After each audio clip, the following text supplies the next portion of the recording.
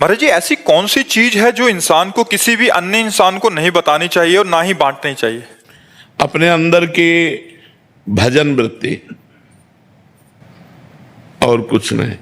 आपका भजन कितना चल रहा है, कैसा चल रहा है, किसी से मत बताइए।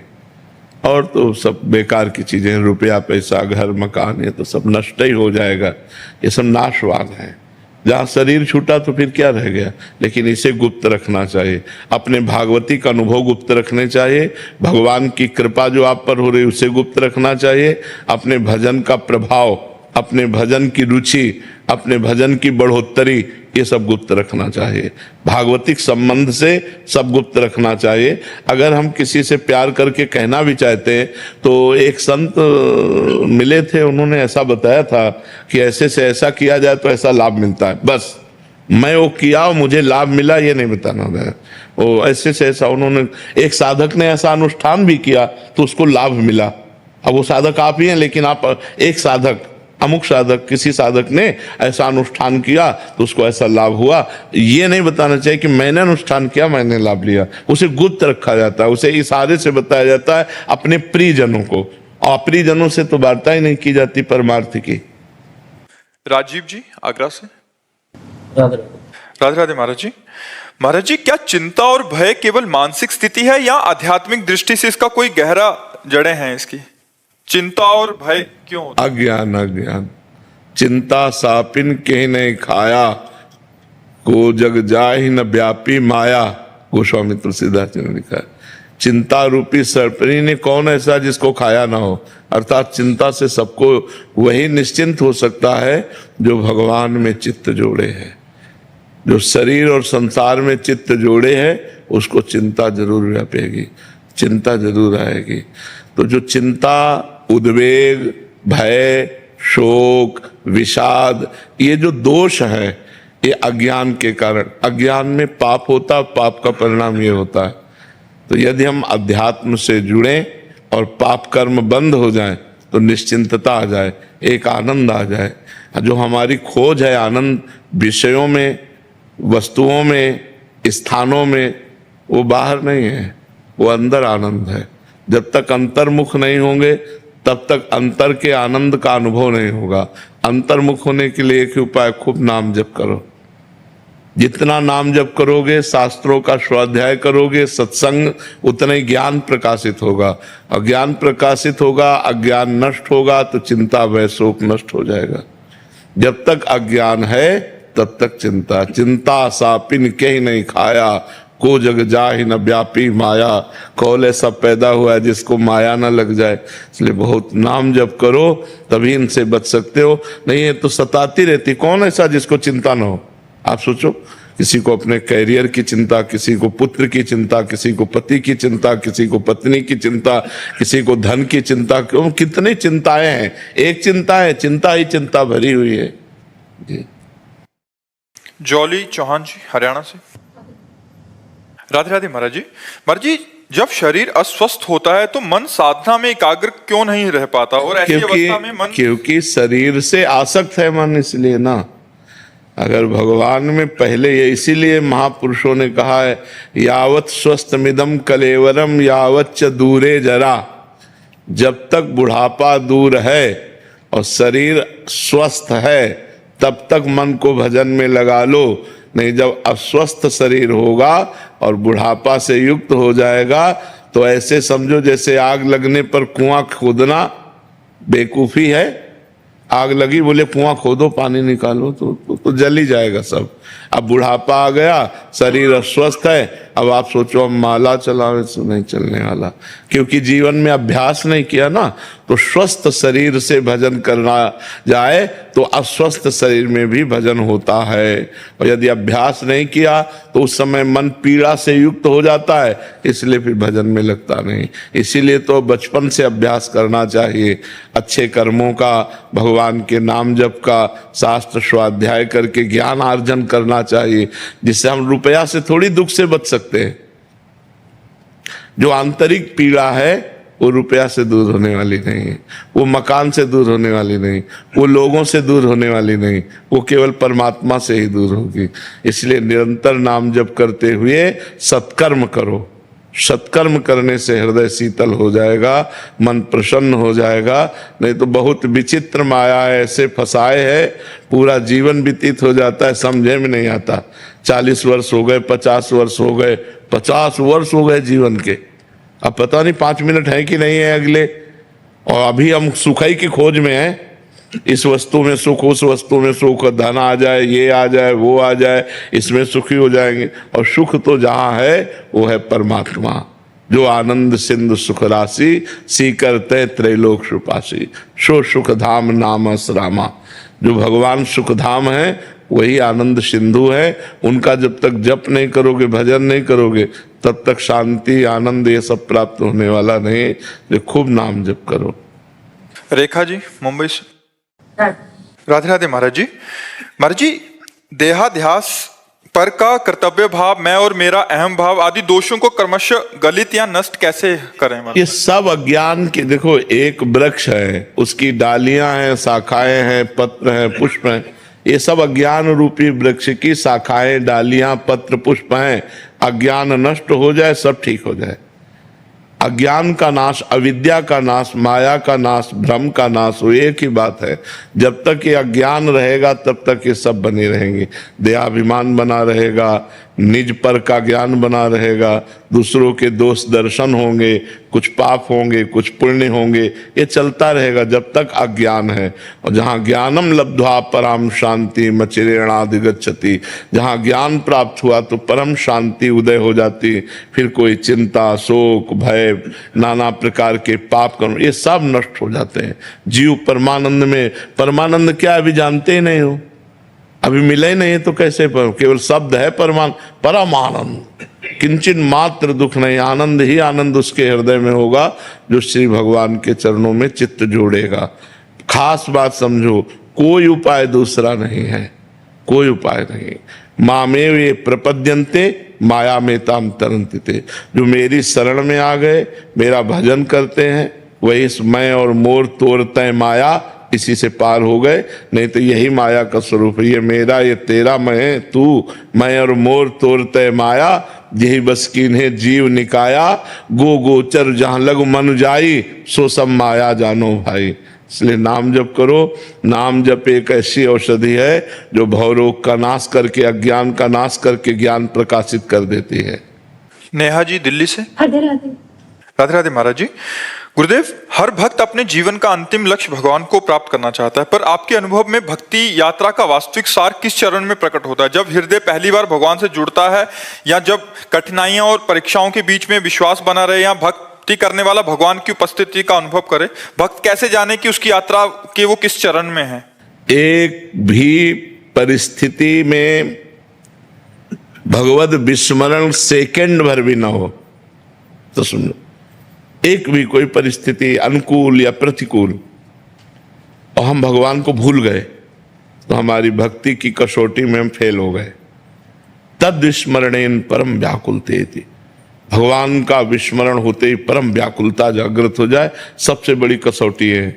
सुख आए या दुख आए, अच्छी परिस्थिति हो या बुरी परिस्थिति हो, लोग सम्मान कर रहे हो या अपमान कर रहे हो, भगवान का विस्मरण ना हो, यही कसौटी है। त्रिभुवन की राजलक्ष्मी देने पर भी जो आधे पल के लिए अपने प्रभु का विस्मरण न करे वही महाभागवत है। जो कहीं किसी भी प्रकार का राग नहीं, एकमात्र मेरे तो गिरधर गोपाल दूसरों न कोई, वो महाभागवत है। जो संपूर्ण सृष्टि में भगवान की लीला को देख रहा है, जन्म लीला, पालन लीला और संहार लीला, वो महाभागवत है। जो केवल भगवान की लीला देख रहा है, ये सब भगवान की लीला हो रही, न किसी से अपनापन, न किसी से द्रोह, निरंतर भगवान में स्थित है, वो महाभागवत है। ये पहचान अंदर की है। हर परिस्थिति में भगवान का स्मरण चलना चाहिए। स्मरण रुक गया, आप कच्चे हैं। चाहे जैसी भयानक परिस्थिति हो, हमारे अंदर भगवान का स्मरण चल रहा है, यही सबसे खास स्थिति है। भगवान का स्मरण निरंतर चलता रहे, स्मरण ही भगवान मांगते। अनन्य चेता सततम यो माम स्मरति नित्य सा तस्याहम सुलभा पार्थ, मैं उसके लिए सुलभ हो जाता हूं जो निरंतर मेरा स्मरण करता है, निरंतर भगवान की स्मृति में रमण करते हुए अपने कार्य कर रहा है। किसानी, व्यापार, नौकरी सब कार्य कर रहा है, लेकिन भगवान का स्मरण करते हुए वही महाभागवत है। ममता पांडे जी रांची से। राधे राधे महाराज जी, आपके चरणों में कोटि कोटि प्रणाम। महाराज जी, मैं जानना चाहती हूँ कि कोई व्यक्ति सिर्फ अपने कर्म को ही प्रधानता देकर सफलता प्राप्त कर सकता है, या क्या प्रभु की कृपा उनको भी प्राप्त होती है जो सिर्फ ईमानदारी से काम? कर्म तो दो ही प्रकार के होते हैं, शुभ और अशुभ। जब हम केवल कर्म प्रधानता रखेंगे तो दोनों प्रकार के कर्म बनेंगे, कभी शुभ बन जाएगा तो कभी अशुभ बन जाएगा। तो शुभ और अशुभ दोनों बांधने वाले हैं। भगवत प्राप्ति तो होती नहीं कर्म से, कर्म से भगवत प्राप्ति नहीं होती, कर्म योग से भगवत प्राप्ति होती है।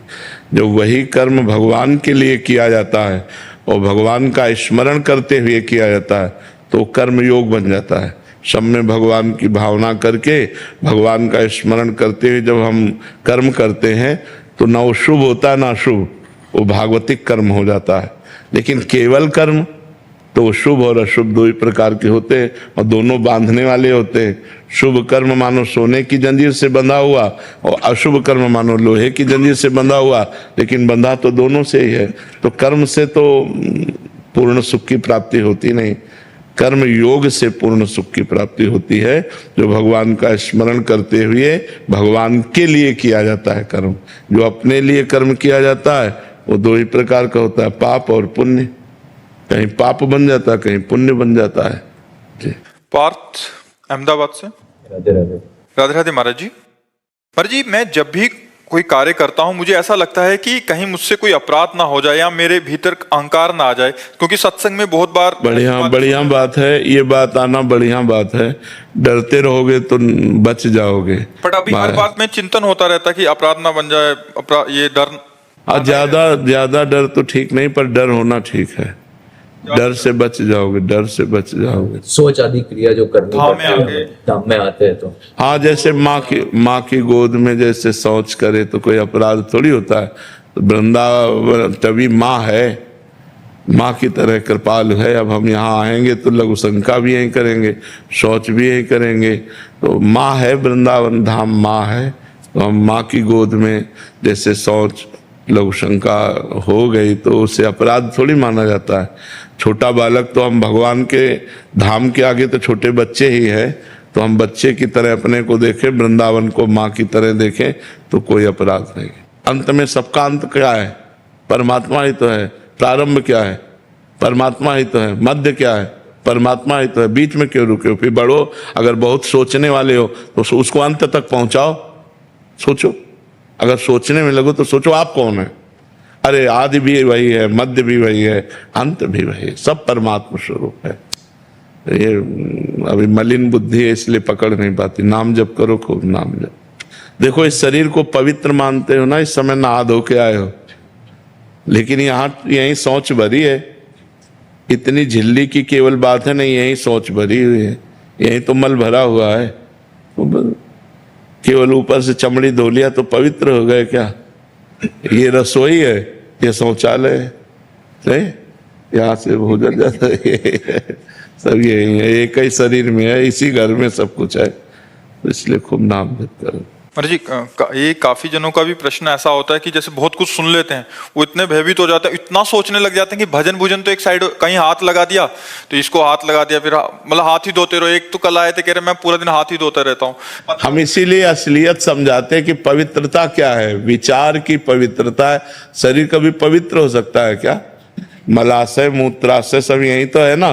तो चमड़ी जैसे रेशम के कपड़े में रेशम पवित्र होता है और उसके कपड़े में थैले में मल भर दिया जाए और ये आपको पता हो तो आप क्या उसे पवित्र मानेंगे क्या? तो ऐसे चमड़े के थैले में मल भरा हुआ है यहाँ, और क्या है, अंदर ही तो भरा हुआ है। तो इतना ज्यादा सोच ना करे, नहीं तो फिर सोचता ही रहेगा। सोचता जितना काम चल जाए, बकास नाम जप करो, भजन करो, ज्यादा सोच में मत लगो। अब ऐसे लोग हैं, छू जाए तो नहा लें, दूसरे का शरीर छू गया तो नहाने जा रहे हैं, कपड़ा सहित नहा रहे हैं, और तुम्हारे शरीर में क्या है? होश करो तुम्हारे शरीर में क्या वही मलमूत्र कप पित्त बात वही तो भरा हुआ है, उसके छूने से नहीं, यही सब सोच जमा है, यही मलमूत्र जमा है। पर जी मुख्य बात भजन है, भजन, मतलब ये भजन के लिए तो पवित्रता धारण बस किया बस बस बस, भजन के लिए पवित्रता है। अंजना तवार जी, राधे राधे महाराज जी। महाराज जी, यदि धन पर्याप्त मात्रा में हो परिवार की तरफ से, तो क्या खुद संसार में जाकर कर्म करने की आवश्यकता है, अगर भगवत प्राप्ति का मार्ग अपनाना हो? आप भगवत प्राप्ति का मार्ग अपनाइएगा, भजन कीजिएगा, लेकिन कर्म करना आवश्यक है। समाज की सेवा है, समाज को सुख पहुंचाना है, ये अपना कर्तव्य है ना। हमारे पास जितना धन उसको दूसरों की सेवा में लगाएं, गौ सेवा में, संत सेवा में, और व्यापार करें, नौकरी करें, नाम जप करते हुए। तो हमें लगता है मनुष्य जीवन कायरता पूर्वक बिताने के लिए नहीं मिला है, इसे संघर्ष में, मेहनत में, खूब कर्म करके और समाज को सुख पहुंचावे, ऐसा करें, ऐसा करें। पर्याप्त धन है तो अगर हम जवान हैं, स्वस्थ हैं, तो हम कर्म करें और धन एकत्रित करें, अस्पताल बनवा दें, ऐसी चीजें कर दें जिससे हमारे समाज को सुख मिले। मान लो फ्री डॉक्टर है, फ्री औषधि है, तो बहुत से गरीब ऐसे लोग हैं जो इसका लाभ ले सकते हैं। तो हमें लगता है करना चाहिए, कायर बनकर नहीं बैठना चाहिए, भजन करते हुए कार्य करना चाहिए। राहुल जी जयपुर से। श्री हरिवंश। श्री हरिवंश महाराज जी, महाराज जी आपने सत्संग में बोला था कि काशी में जब हमने बहुत शास्त्रों का अध्ययन किया और पूरा बस्ता भरा रखा रहता था, लेकिन जब वृंदावन आए तो गुरु कृपा से जो मिला उसने हमारे जीवन का नक्शा ही बदल दिया। सब शास्त्र का अध्ययन एक, अब हम सब कुछ भूलना चाहते हैं। पहले याद करना चाहते थे कि इस शास्त्र में ये लिखा, इस शास्त्र में ले, अब सब कुछ भूलना चाहते हैं। केवल राधा राधा राधा राधा राधा, केवल राधा राधा, अब सब कुछ भूलना चाहते। तो वो महाराज जी यानी गुरु जो वो कृपा से जो मिलता है वो स्वरूप है। हाँ। तो लेकिन महाराज जैसे आज मैं आपकी शरण में हूँ, तो मैं तो वो नीच हूँ, वो अधम हूँ, तो मुझे से आपके शरण कैसे तो ये बहुत बड़ी बात तुम्हें सुनने को मिली कि अब मैं सब कुछ भूलना चाहता हूँ, केवल राधा राधा राधा याद रखना चाहता हूँ। पकड़ लो तो तुम्हें पढ़ना नहीं पड़ेगा, इतना दौड़ना नहीं पड़ेगा। राधा राधा राधा राधा राधा, सही बात। अब हम सब कुछ भूलना चाहते हैं कि मुझे कुछ याद नहीं है, एक ही उत्तर है, राधा राधा राधा राधा। तो महाराज जी अपने जीवन में वो देनता वो कैसे लाएं? जैसे आप कोई भी आता संत आता है, भजन से आ जाएगी, भजन। और जहाँ जहाँ अहंकार होता है वहाँ वहाँ भगवान खटिया खड़ी बिस्तरा गोल कर देते हैं। नहीं, अब जैसे अपने लोग हैं ना, तो अपनी ऐसी स्थिति समझ में आती है कि अगर अंगुली ऐसे भी हो रही